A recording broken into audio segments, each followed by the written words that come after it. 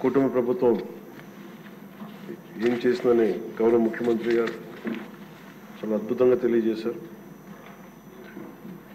ఈ కష్టం వెనుక ఒకసారి మనం చేసిన విషయాల కంటే కూడా ముందు మనం మాట్లాడుకోవాల్సిందే మనం ఏం ఇన్హెరిట్ చేసాం, ఏం వారసత్వంగా వచ్చినాయి ఒకసారి చూస్తే అధ్యక్ష, గుంతలు, శిథిలమైపోయిన రోడ్లు, విచ్చలవిడిగా పెరిగిపోయిన గంజాయి వనాలు, ఇసుక దోపిడీలు, రివర్స్ టెండరింగ్లు, నిర్వీర్యం అయిపోయిన పంచాయతీలు, ఆరోగ్యశ్రీకి ఇవ్వని డబ్బులు,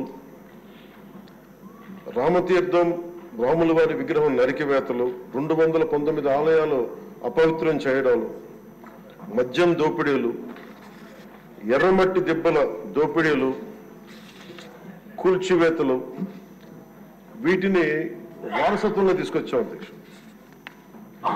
ఆ వారసత్వం మనకు సంక్రమించిన తర్వాత గత ఎన్నికల సమయంలో ఈ వరుస దోపిడీలు, వీరి అరాచకం చూసి ఏ విధంగా దీన్ని రాష్ట్రాన్ని తిరిగి గాడిలో పెట్టాలి అని ప్రతి ఒక్కరి ఆకాంక్ష అధ్యక్ష. ఆ సమయంలో 3 సార్లు ముఖ్యమంత్రిగా చేసి ఈ రోజున భారతదేశంలో తెలుగువారు భారతీయులు ఎక్కడున్నా సరే దాంట్లో దాదాపు సగం వంతు తెలుగువారే ఉండటానికి ముఖ్య కారకులు. నాలెడ్జ్ ఎకానమీ అనేది ప్రాతిపదిక చేసుకొని దాన్ని దేశమంతా విస్తరించిన ఒక విజనరీ, అలాంటి అనుభవం గల ఒక పాలసీ మేకర్ ముఖ్యమంత్రి, ఆయన్ని కూడా ఇబ్బందులు పెట్టి ఆ రోజు జైల్లో పెట్టిన ఆయన్ని ఎన్ని రకాలుగా పెట్టినా ఒకటే అనుకున్నాం, ఇలాంటి వారసత్వంగా వచ్చిన సమస్యలను మనం ఎలా అధిగమించగలం అని. ఈ రోజున 150 రోజుల పాలనలో ముఖ్యమంత్రి గారు చెప్పింది, గౌరవ ముఖ్యమంత్రి గారు చెప్పింది చాలా ఉత్సాహం ఇచ్చింది, ఉత్సాహాన్ని నింపింది, భవిష్యత్తు పట్ల విశ్వాసాన్ని తీసుకొచ్చింది. సో మనస్ఫూర్తిగా వారికి నా ధన్యవాదాలు తెలియజేసుకున్నాను అధ్యక్ష. నాకు సంపూర్ణమైన విశ్వాసం ఉంది అధ్యక్ష. ఇది మొన్న మహారాష్ట్రకి వెళ్తే నేను ఆ మాట చెప్తున్నప్పుడు ప్రతిసారి మన రాష్ట్రం మీద చాలా బాధ అనిపించింది. మహారాష్ట్ర $1 ట్రిలియన్ ఎకానమీ అవ్వాలని మనస్ఫూర్తిగా కోరుకుంటున్నానని. నా మనసులో ఇబ్బంది పడింది ఏంటంటే మన రాష్ట్రానికి ఎందుకు అది బలంగా చెప్పలేకపోయామనేది. కాకపోతే మనకు వారసత్వం వచ్చిన సమస్యలు కాబట్టి ఆ రోజున చెప్పలేకపోయాను. ఈ రోజు నాకు 150 రోజుల గౌరవ ముఖ్యమంత్రి గారి అనుభవంతో కూడిన ఈ పాలనలో నాకు సంపూర్ణమైన విశ్వాసం ఉంది అధ్యక్ష. ఆంధ్రప్రదేశ్ $1 ట్రిలియన్ ఎకానమీగా అతి త్వరలోనే ఈ 5 సంవత్సరాలు వెళ్తుందని మనసు సంపూర్ణ విశ్వాసం ఉంది. $1 ట్రిలియన్ మన ప్రజలకు అర్థం అవడానికి 7,65,000 కోట్ల ఎకానమీ. గత ప్రభుత్వం మనల్ని ఎకానమీని నిర్వీర్యం చేసింది, ఇబ్బంది పాలు చేసింది, అన్ని రంగాల్లోనూ రాష్ట్ర ప్రభుత్వాన్ని వెనక్కి తీసుకెళ్లిపోయింది.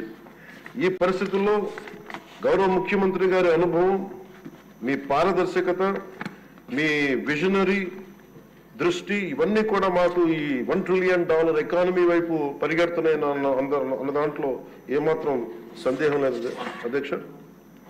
అలాగే మన గత ప్రభుత్వం చివరికి పాస్బుక్లో కూడా గత ముఖ్యమంత్రి గారి ఫోటోలు పెట్టుకోవడం, అలాగే ఏ పథకాలకైనా సరే కేవలం వారిది పెట్టుకోవడం చాలా ఇబ్బంది కలిగజేసింది అధ్యక్ష.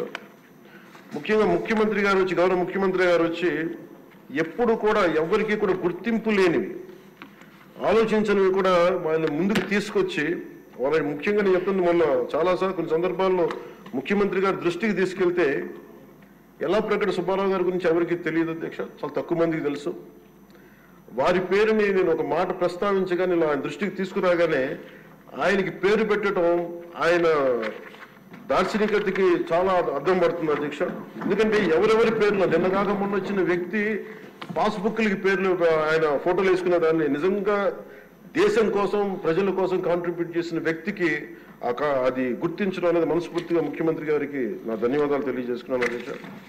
అలాగే సభలో ఎంతమందికి తెలుసో తెలియదు కానీ పొట్టి శ్రీరాములు గారి నిజమైన బలిదానాన్ని డిసెంబర్లో ఆయన బలిదానం ఉంటుంది, ఆయన చనిపోయారు మన కోసం.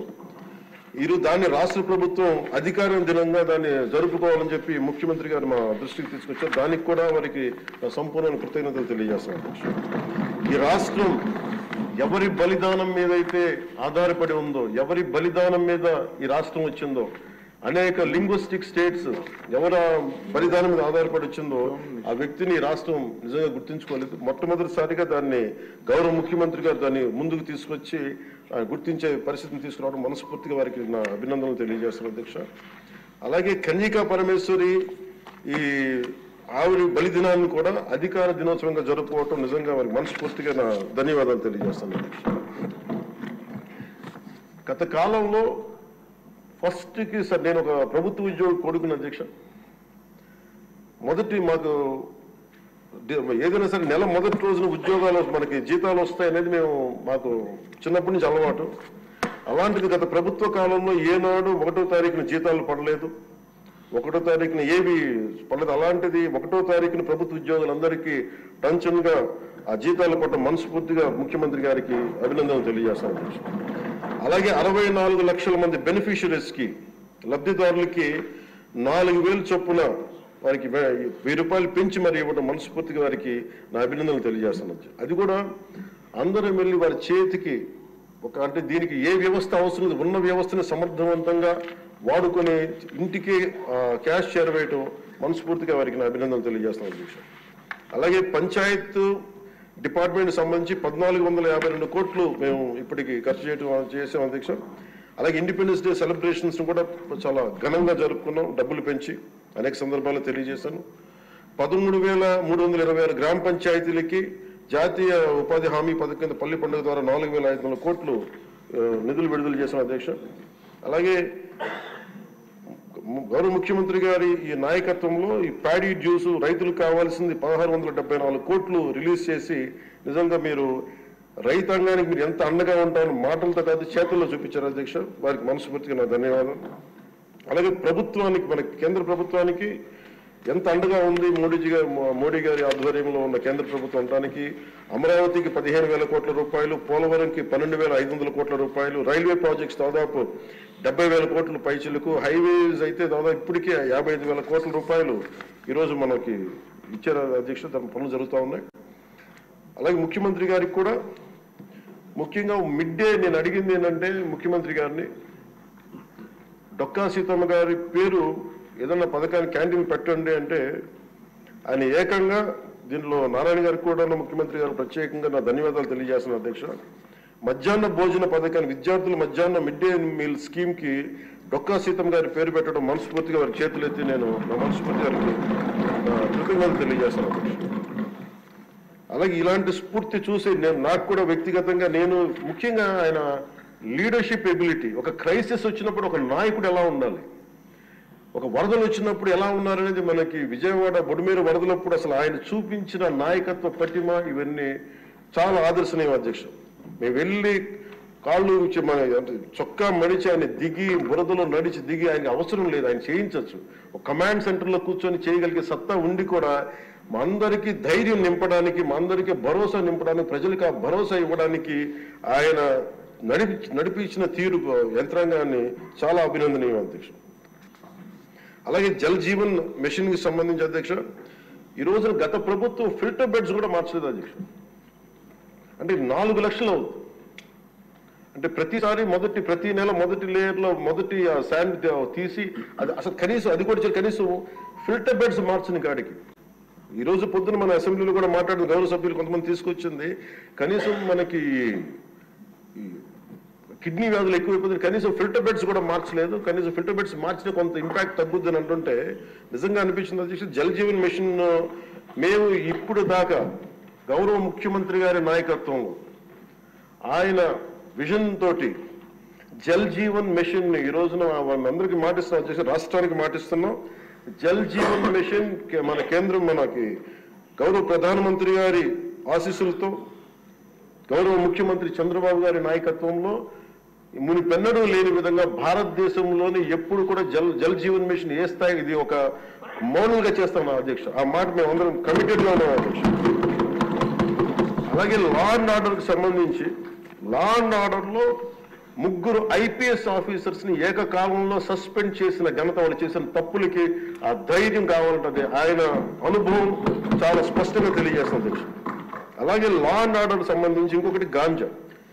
గంజాయి వనాలు పెరిగిపోయిన చోట తిరిగి శుద్ధి డ్రోన్స్ ను వాడి గంజాయిని అరికట్టడం. ఈ మధ్యలో కూడా మనం ఏ స్థాయికి వచ్చిందని పక్కన ఉన్న వైజాగ్ లో హాస్పిటల్ పక్కన చిన్న చిన్న పిచ్చి మొక్కలు కూడా పెంచేస్తాం. అంత ఇదిగా పెరిగిపోయిన దాన్ని ఉక్కుపాదంతో దాన్ని అణిచేస్తామని చెప్పింది చాలా స్ఫూర్తిదాయకం అధ్యక్ష. ప్రత్యేకించి సోషల్ మీడియాకి సంబంధించి అసలు ఇంట్లో ఆడబిడ్డలు బయటికి రావాలన్నా కానీ ఊళ్ళల్లో ఈ రోజున ఇక్కడున్న చాలా మంది గౌరవ సభ్యులు కానీ ముఖ్యమంత్రి కానీ వీళ్ళందరూ ఎంతో కొంత ఒక ఇన్సులేటెడ్ అధ్యక్ష. కొంతమంది అధికారులు తెలియచ్చు, లేదంటే మనుషులు ఉండొచ్చు, వీళ్ళు ఉండొచ్చు, కానీ నిజంగా సఫర్ అవుతుంది ఊళ్ళల్లో ఆడపిల్లల అధ్యక్ష. ఈ అలవాటు అయిపోయి, గత ప్రభుత్వం చేసిన అలవాటు అయిపోయి ప్రతి ఒక్కళ్ళు ఒక ముఖ్యమంత్రి స్థాయి వ్యక్తిని బూతులు తిట్టడం, అన్ని తిట్టిన తర్వాత కూడా వాళ్ళకి అలవాటు అయిపోయి ఇంకెవరు తిట్టాలో తెలియక స్థానికంగా ఉన్న ఆడపిల్లల మీద కూడా వీళ్ళు అవాకులు చవాకులు పేలి పచ్చి బూతులు తిడతా ఉంటే ఎవరికి చెప్పుకోలేక వాళ్ళు ఇబ్బంది పడతా ఉంటే బయటికి రాలేకపోతున్నారు. క్రైమ్ మైండ్ సెట్ పెరిగిపోయింది, క్రిమినాలిటీ పెరిగిపోయింది. ఇలాంటి సమయంలో ఆయన ఉక్కుపాదంతో సోషల్ మీడియా యాక్టివిస్టులు అనే పేరు చెప్పుకొని గుండాలకి రౌడీలకి ఆయన తీసుకున్న చర్యలు, హోంమంత్రి అనిత గారు తీసుకున్న చర్యలు చాలా బలమైన అభినందనలు తెలియజేస్తాను. ఇదే కొనసాగాలని కోరుకున్నాను అధ్యక్ష. This should be a continuity of our entire governance. మన అడ్మినిస్ట్రేటివ్ లో ఒక భాగం అవ్వాలి అధ్యక్ష. మనస్ఫూర్తిగా వారికి నా ధన్యవాదాలు తెలియజేసుకుంటూ గౌరవ ముఖ్యమంత్రి గారికి నేను మాటిస్తున్నాను. గౌరవ సభ్యులందరూ కూడా ఇసుక దోపిడీలు కానీ లేదంటే మేము చేయాల్సిన పనులు ఎప్పటికప్పుడు మీరు మాకు ఆదేశాలు ఇవ్వండి సార్. మా ఆదేశాలు ఇవ్వాలని కోరుకున్నాను అధ్యక్ష. మేము బెల్ట్ షాపులు కానీ మా అందరి బాధ్యత లా అండ్ ఆర్డర్ గురించి మాట్లాడటం, మా మంత్రివర్గంలో ఏ శాఖలు అయితే తీసుకున్నామో ఆ శాఖల్ని సమర్థవంతంగా వారి విజన్కి తగ్గట్టుగా పనిచేయడం అధ్యక్ష. ఇవన్నీ కూడా మేము ఆయన ఏ కళలు అయితే కన్నారో ఆ కళను నెరవేర్చడానికి, పూర్తి చేయడానికి మేమందరం సంసిద్ధంగా ఉన్నామని తెలియజేసుకుంటూ, మీరు 5 సంవత్సరాలు కాదు గౌరవ ముఖ్యమంత్రి గారు తెలియజేసిన అధ్యక్ష, మీరు ఇంకొక దశాబ్దం కూడా ఈ రాష్ట్రానికి ముఖ్యమంత్రిగా కొనసాగుతూనే ఉంటామని తెలియజేస్తున్నాం. మీరు ఇదే స్ఫూర్తిని కొనసాగించాలని, ఇదే మీ ప్రతిభా పాఠవాలను చూపించాలని మనస్ఫూర్తి